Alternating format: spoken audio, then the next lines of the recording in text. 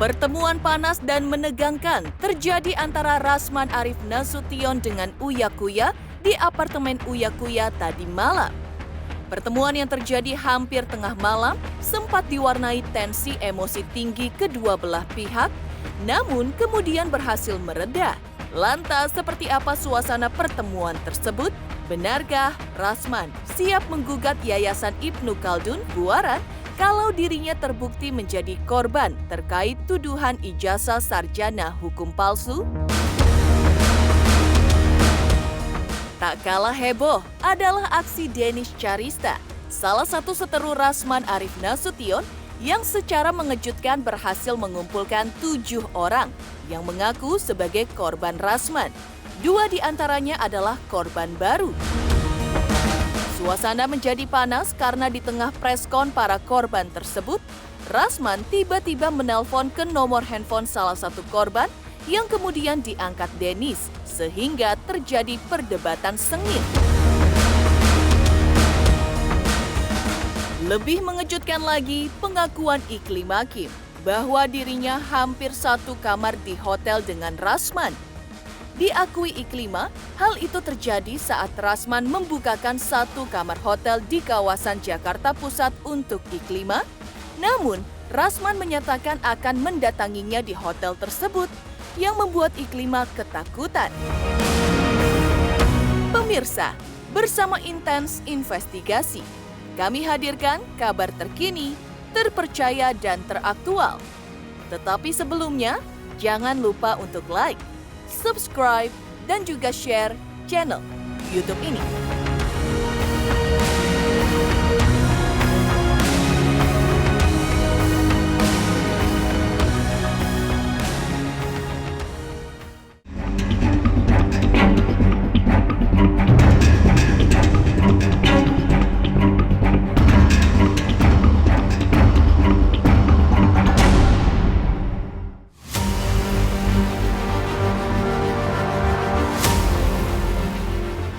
Dua seteru, Rasman Arif Nasution dan Uya Kuya, akhirnya bertemu tadi malam.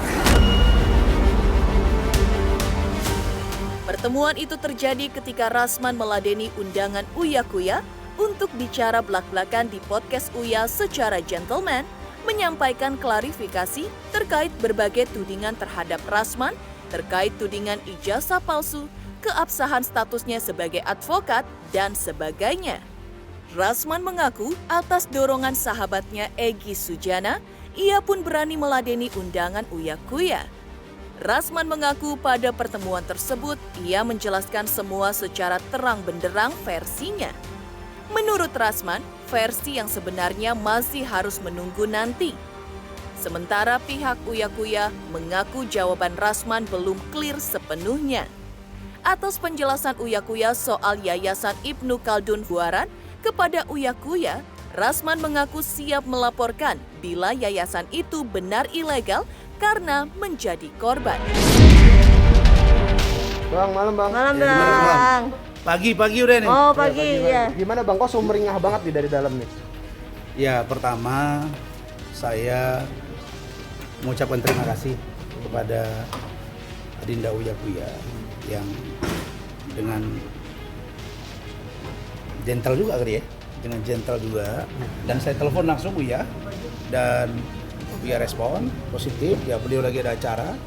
Saya juga baru pulang dari Bali, kalian tahu. Nah, begitu pentingnya saya kira ini membuka tabir yang barangkali selama ini agak abu-abu, buram, sehingga tadi menjadi terang versi kami. Terus terang tadi saya lagi sama keluarga besar, tiba-tiba orang tua saya, keluarga saya nanyain, ada apa kamu dengan Rasman? Lagi ngomong, tiba-tiba telepon saya bunyi dari Nat, Rasman, lawyer. Kenapa bang? Assalamualaikum. Saya boleh nggak datang ke podcast? Ya boleh. Untuk hak jawab saya. Okay. Boleh. Oke. Tapi kita ngomong baik-baik aja ya bang. Gue ngomong gitu. Iya dong. Dia ngomong baik-baik kok. Nah, terus habis itu bisa nggak hari Sabtu? Nggak bisa. Saya mau keluar negeri. Terus habis itu dia bilang bahwa kalau gitu kapan? Saya cuma bisa nanti malam ini karena saya selesai acara, masih ada podcast satu. Paling malam di atas jam 11. Yang Selalu dibahas adalah kontradiksi. klarifikasinya Bang Rasman soal ijazah palsu, soal dia dipecat dengan tidak hormat dari KAI, habis itu soal dia di Pradi Bersatu, soal Pariki Sitohang, soal Bu Evi Susanti, soal Pak Samsul, soal Iklim Hakim, soal Claudia Senduk, dan soal supir dan ajudan-ajudan dia. Pak Rasman bilang bahwa ini clear ya, soal ijazah ini clear soal ini. Saya bilang, clear menurut abang ya? Iya. Tidak clear menurut saya. Dia tadi waktu ngomong soal ijazah, dia ngomong soal ya Ibnu Khaldun Yayasan YPUC, saya lebih luar kepala lagi saya tahu. Jadi saya berikan informasi, Bang, nih gini informasi ya Bang, jangan marah. Terus Bang Rasman udah bilang kalau sampai saya terbukti bahwa ijazah saya ternyata itu yayasannya ilegal, Bang Rasman berjanji sama saya bahwa dia akan melaporkan ini. Suasana pertemuan Uya Kuya dan Rasman yang didampingi kuasa hukumnya diakui Uya sempat tegang karena tensi kedua belah pihak sempat naik, baik di pihak Uya Kuya maupun pihak Rasman. Namun, Rasman berhasil menurunkan tensi kuasa hukumnya.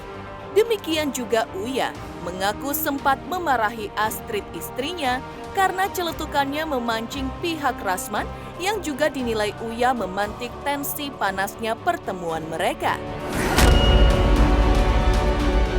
Tapi, pihak Rasman secara diplomatis mengaku pertemuan dengan Uya Kuya yang berlangsung secara tertutup itu berlangsung santai, bahkan memuji kecerdasan dan objektivitas Uya Kuya.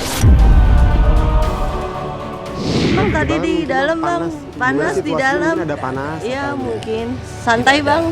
Tidak ada perdebatan, hanya santai-santai saja. Dan Bu Ile Deneti ini orangnya paham, saya juga paham. Kalau ada sedikit pembicaraan, dan di dalam juga tadi ada Iklim Hakim itu. Iya. Satu Dan- tower Bang mereka. Dan saya ucapkan Satu tower. saya turut berbahagia bahwa Kim hari ini sehat, kemudian bisa dapat apartemen yang mewah begini. Ya, mudah-mudahan dia ke depan lebih baik lagi. Iya. Diakui tadi tensinya agak tinggi karena Astrid tadi sempat nyeletuk. Astrid nyeletuk ya wajar karena Astrid sering lihat ya. Di podcast saya Astrid tuh kru aja nyeletuk podcast saya. Ya. Pak Rio Capella dulu dengan Pak siapa dengan Pak Bamsud tadi kemarin saya Astrid nyeletuk wajar. Gemes Tiba-tiba juga kali tadi- Mas Astrid ya? Iya gemes, tapi tadi ada yang keberatan. Dan saya profesional loh, walaupun istri saya gitu.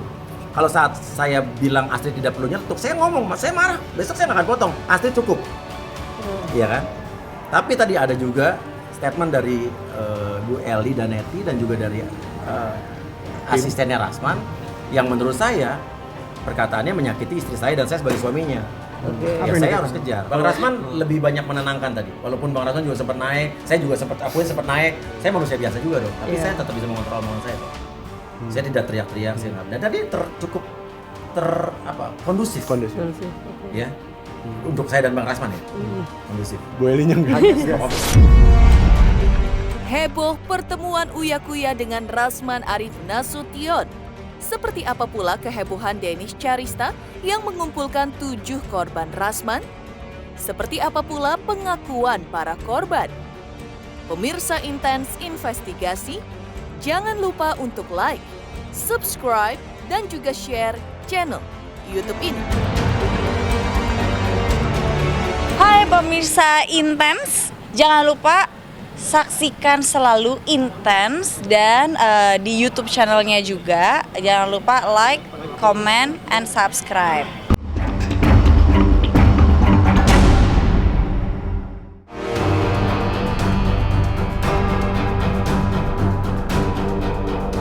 Heboh Rasman Arif Nasution dan Uya Kuya akhirnya bertemu. Heboh pula aksi Denis Charista yang berhasil mengumpulkan 7 orang yang mengaku sebagai korban Rasman Arif Nasution.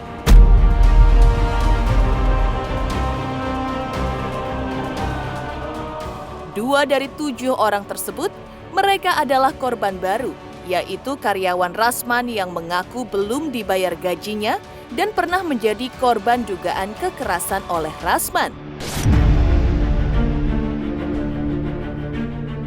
Total sudah 6 orang karyawan Rasman yang mengaku gajinya Sedangkan satu orang yang bernama Claudia adalah korban yang mengaku telah mengalami pelecehan seksual secara fisik yang diduga dilakukan oleh Rasman, termasuk Dennis yang telah melaporkan Rasman ke polisi dengan tuduhan dugaan melakukan pelecehan seksual secara verbal. Seperti apa pengakuan para korban soal aksi Rasman terhadap mereka? Benarkah para korban akan melaporkan Rasman ke polisi?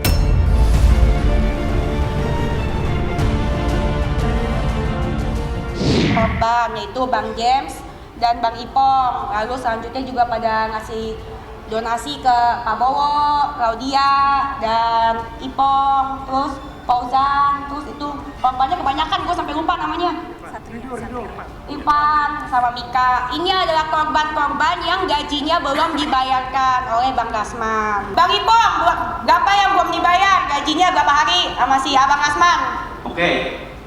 Saya lihat di prokesnya kemarin di Hotel Golden, mungkin diucapin masalah gajinya Pak Bowo yang 12 hari. Itu saya tunggu. Yang 14 hari saya mana? Kenapa nggak Anda ucapkan? Anda lewatkan. Buktikan loh. Itu bisa dibuktikan. Sampai saat ini pun Anda belum bayar. Bukan belum bayar, karena Anda kemas kata-katanya, uang saya sudah tidak ada. Cukup buat saya. Tapi ingat, di situ ada hak anak saya dan anak saya dijolimi dengan Anda. Ingat, pembalas itu ada karmanya. Saya Evan, tim kreatif Pak Rasman, editor pertamanya sebelum Fauzan. Jadi saya sudah bekerja hampir 1 bulan di Rasman dan itu saya digaji 25.000 per hari. Dan sampai sekarang saya hanya menerima total 50.000 selama saya hampir 1 bulan aja. Dan gaji saya 4,5 juta. 25.000 itu uang makan saya dalam 1 hari. Tapi dibayar berapa? Baru 50.000. Ya, alasannya apa kamu dipecat? Kemarin karena kerja saya nggak lulus katanya. Jadi saya sebagai editor saya juga jadi bodyguard bapak, suka angkat-angkat bapak, pakaian, barang dan ya banyak juga. Terus kejadian konflik apa? Kekerasan. Jadi si Fauzan ini di lobi ditendang di depan orang-orang, di lobi di Padang, di Hotel Padang ditendang di depan orang-orang di lobi, itu saksinya ada ajudannya. Terus habis itu si Fauzan ini dibawa ke atas ke kamar. Ajudannya udah bisikin Fauzan apa? Siap-siap rekam ya? Iya siap-siap rekam, tapi aku salahnya rekamnya di tas. Salahnya rekamnya di tas, jadi ketahuan. Jadi pas si Fauzan diajak ke atas, dia disungkurin ke kasur, terus dipukul sama Rasman. Dipukul tanpa kejelasan. Dipukul tanpa kejelasan, kena berapa kali? 3 kali. Ini kejadiannya September. 3 kali dipukul, terus gitu tanpa salah yang nggak jelas gitu. Dia nggak melakukan kesalahan apapun. Jadi dan kerjaan aku nggak beres gitu. Padahal aku udah beres kerjaannya dan bapak pun upload di Instagram. Jadi si Fauzan ini kerjanya sebenarnya udah beres semuanya. Gue nggak tahu kenapa dia tendang apa segala macam. Walaupun kerjaannya nggak beres juga, menurut gue nggak pantas sih ditendang dan dipukulin seperti itu. Sering banget diancam, bakal bilang dari video.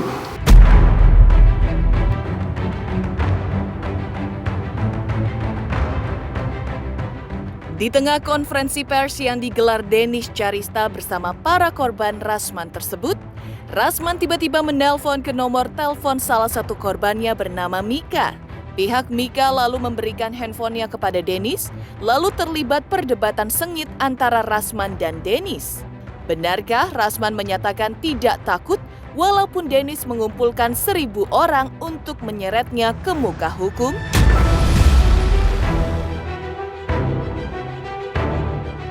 Rasman teleponnya kita angkat yuk. Halo Bang. Halo Bang. Iya Bang. Bang. Bang. Video call dong Bang. Dennis nih. Salam 2 menit Bang. Emang Abang nggak mau video call sama saya? Siapa yang saya kumpulin? Abang takut ya? Bang, salam 2 menit Bang. Bang. Kata siapa nggak tahu malu? Tahu abang juga emang tahu malu? Abang pakai baju jangan ketat-ketat bang. Bang. Apa?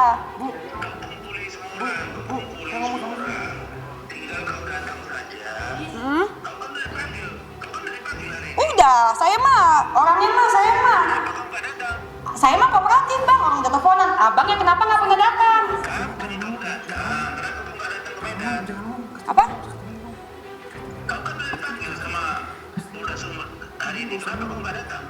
Datang nggak saya? Abang kenapa nggak pernah datang pas dipanggil?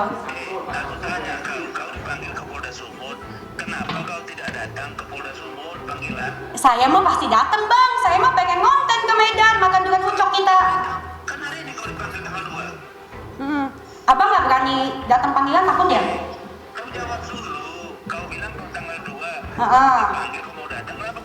Saya pasti datang, tapi abang kalau dipanggil datang nggak? Pasti datang. Abang berani datang nggak? Datang aja. Kalau kumpulin semua orang, Gak ada yang barang bukti kau udah lengkap, tunggu aja bagian kau serap. Abang berani nggak datang? Ngomong sama kau, tidak ada nilai dan kau ingat ya, sampaikan ke gerombolan kau. Gerombolan? Tidak takut sama kalian. Abang kebagi sama Aisyah ya? Orang pun saya tidak takut. Kau kumpul 1.000 orang pun saya tidak takut. Kau ini tinggal proses hukum. Sama abang juga. Emang abang ada yang belain ya? Kau tahu jiwa saya. Bang, Tidak takut. Tahu simpati. bilang sama kau itu tidak akan berpengaruh bagi saya, tidak akan berpengaruh bagi kehidupan saya. Mau berbaris-baris kalian 1.000 orang, saya tidak peduli. I don't care, you know. I know. Dan sekarang kau silakan, karena kau sudah dalam proses hukum, datanya lengkap. Abang juga. Kirim papan bunga ke rumah saya, kau tuduh-tuduh saya fitnah. Nggak ada yang tuduh. Sekarang ada Sidika di sini. Emang saya kenapa bang? Kau rangkul aja Sidika, kau rangkul. Emangnya saya abang suka rangkul-rangkul orang? Kau rangkul semua orang, tidak akan berpengaruh bagi saya. Heeh. Nah, ingat itu ya. Emang saya abang suka rangkul-rangkul orang? Kalau saya mental saya ini, kalau ibaratnya orang mental orang, jantungnya cuma satu. Abang, 5 jantung saja, ngerti kau? abang masih punya klien nggak? Ya. Abang masih punya klien nggak? Saya bisa buktikan saya punya klien. Bagaimana? Yang abang lecehin Claudia bener nggak? Kalau saya punya klien, kamu bagaimana? Apa pertaruhannya? Kalau saya tunjukkan saya punya klien sekarang, bagaimana? Iya, abis itu abang lecehin Claudia bener nggak? Salah, kasihan kau ini. Ya, abang ngeles lagi. Ditanya, abang bener nggak melecehkan Claudia? Proses hukum. Ya, abang nih kalau ketahuan salah ngeles. Abang kalau ketahuan salah ngeles. Masalah yang lain, nanti proses hukum yang akan menjawabnya. Ya bener nggak abang lecehin? Cukup ya. Abang, sarungnya di mana bang? Mati. Udah jelas kan tuh kalau misalkan si abang itu emang tiap misalkan ditanya sesuatu yang pasti salahnya kayak gitu, ngomonginnya ngaer. Kayak gitu. Nah, terus ya silahkan kalian nilai sendiri ya guys dari omongan tadi. Begitu. Habis nanti tunggu nyala ya. Gimana tuh si abang? Tapi kok telepon Mika ya? Mau ngapain tuh ya? Kan tadi aku di podcastnya Kak Uya, aku telepon bapak. Aku telepon bapak karena aku mau nanya kan, Pak gimana gajiku nih? Karena di stasiun Kak Uya kan. Jadi aku nanya, aku WA, Pak gimana gajiku gimana? Dia bales, dia bilang nanti dia udah nyampe Jakarta kan. Terus nanti dibayarkan, nanti dibicarakan. Mungkin ini Kak dia mau nelpon mau bicarakan gajiku kali. Dia nggak nelfon gue, nelfon Mika. Ya intinya kalau dia berani dia nggak mungkin nelfon si Mika lah. Gitu. Tapi gue selalu mengundang. Heboh aksi Denis mengumpulkan korban baru Rasman Arif Nasution hingga terlibat perdebatan sengit. Seperti apa pengakuan mengejutkan Iklim Hakim soal dirinya hampir satu kamar hotel dengan Rasman? Pemirsa Intens Investigasi, jangan lupa untuk like, subscribe, dan juga share channel YouTube ini. Hai pemirsa pemirsa Intens, jangan lupa saksikan selalu Intens dan di YouTube channelnya juga. Jangan lupa like, comment, and subscribe.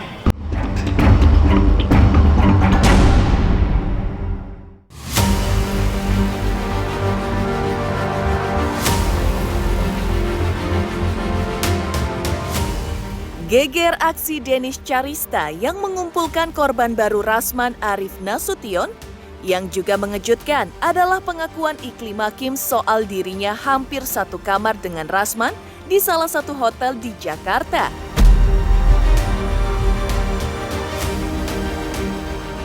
Diakui Iklima bahwa dirinya sempat dibukakan kamar hotel di Jakarta Pusat oleh Rasman, namun tidak ia pakai karena sudah tahu arah dan maksud Rasman, apalagi sudah disampaikan pesan bahwa ia akan nyamperin Iklima di hotel.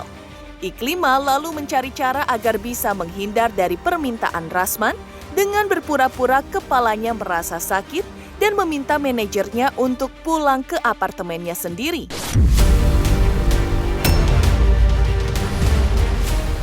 Tawaran Rasman untuk diantar pulang pun sempat ditolak. Namun karena Rasman bersikukuh, akhirnya Iklima nurut saja pulang diantar oleh sang kuasa hukumnya saat itu. Pernah memang. Pernah diajak. Dibukakan kamar hotel. Sudah dibukakan. Jakarta atau di Betul, luar kota? di Jakarta. Jakarta. Sudah dibuka ya. Dibukakan kamar hotel. Walaupun aku menolak. Tujuannya apa untuk Ustaz? Katanya sih untuk aku istirahat, katanya enak hotelnya. Terus katanya nanti aku nyamperin kamu. Dia menyebarkan kamu gitu. Cuman akunya nggak pakai kamar hotel, aku pulang. Ya aku nggak mau lah. Sekarang gini, kita di hotel terus mau disamperin sama cowok ngapain? Takut lah. Ya walaupun aku gini-gini juga istilahnya nggak gitu-gitu banget lah, nggak mau. Makanya muter otak sampai akhirnya aku bisa pulang, itu bisa tidur di kamar aku sendiri karena aku bilang aku mau tidur di kamar aku aja.